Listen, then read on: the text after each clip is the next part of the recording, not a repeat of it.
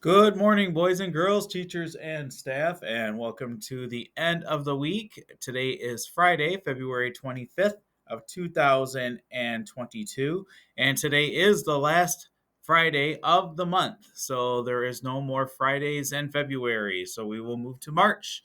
So hopefully spring will be happening in March and come in like in very warm weather and we can start enjoying outside a little bit more. All right, our lunch choices for today. We have our first hot lunch choice, which is a sausage pizza, followed by our second choice, which is a meatball sub. And our cold choice would be a sun butter and jelly sandwich. And just a reminder about report cards will be sent home next Friday.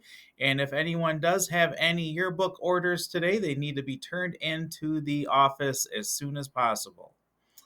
All right, today also concludes all of our little mini histories of our famous African Americans and Black history.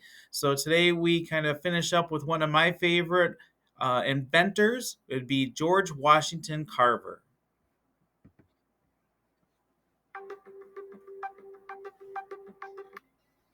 When it comes to inventors, many people create inventions for wealth. There are others that create inventions for helping people. The next inventor I want to talk to you about is George Washington Carver. Do you know who George Washington Carver is? If you don't, that's okay, because right now I am ready to talk to you about a famous inventor named George Washington Carver. George Washington Carver was an inventor who used plants in hundreds of ways to help the world today. George Washington Carver was born into slavery in 1864 near Diamond Grove, Missouri, on the farm of his master, Moses Carver.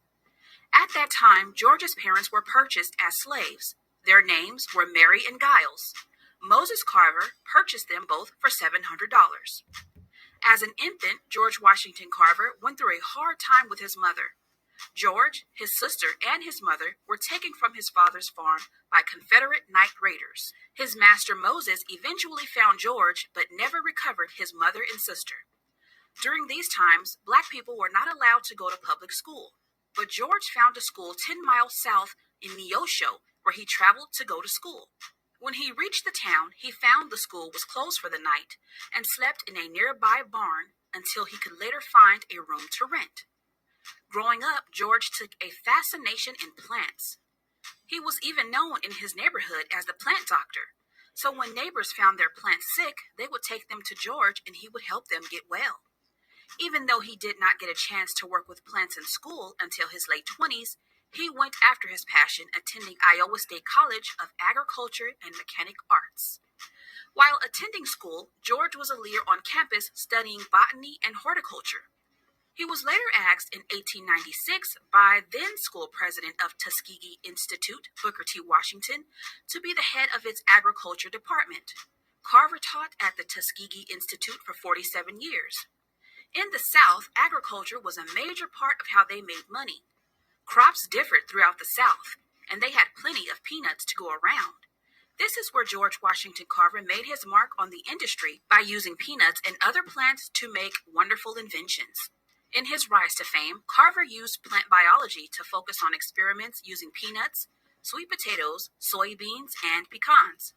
Some of the inventions that George Washington Carver was known for suggesting to Southern farmers were adhesives, bleach, buttermilk, chili sauce, mayonnaise, shaving cream, and more. Only 3 inventions were patented under George's name. The patents were for cosmetics, paints, and stains. George Washington Carver was accepted around the world and even received praise from then President of the United States of America, Theodore Roosevelt, who admired his work. President Roosevelt even asked for George's advice for help on agricultural matters in the United States. With his inventions and creativity, George Washington Carver helped to change the world. Never seeking money, he will always be remembered as a great contributor to our society. Even when visiting his tombstone, it says, he could have added fortune to fame, but caring for neither. He found happiness and honor in being helpful to the world. So I hope you enjoyed this quick biography on the inventor, George Washington Carver.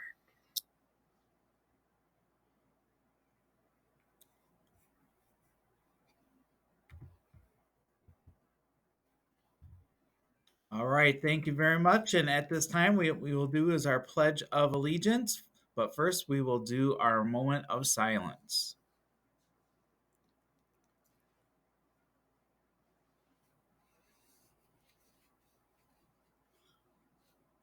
All right, if you could please stand and put your right hand over your heart and join in with Mrs. Munn's class for the Pledge of Allegiance. I pledge allegiance to the flag of the United States of America and to the republic for which it stands, one nation, under God, indivisible, with liberty and justice for all. All right, thank you guys very much. I hope all of you have a fantastic Friday and you have a great last day of this second trimester. And make sure you finish it out strong if you have any of those tests that you need to take for today. Have a wonderful day.